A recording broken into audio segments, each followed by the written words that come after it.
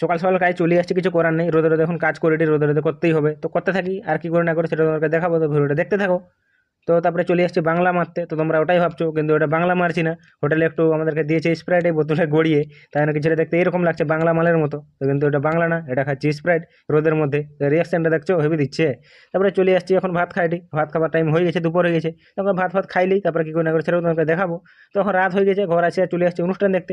তো ওই যে বজরংবলী পুজো হচ্ছিল, তো এটারই হাঙ্গামা টাঙ্গামা কী সব হয়টে, তো ওটা তোমাদেরকে দেখাবো, তোমরা দেখতে থাকো, ভিডিওটাতে জুড়ে থাকো, তাহলে দেখতে পাবে। তো এই যে শুরু হয়ে গেছে, দেখতে থাকো কি আর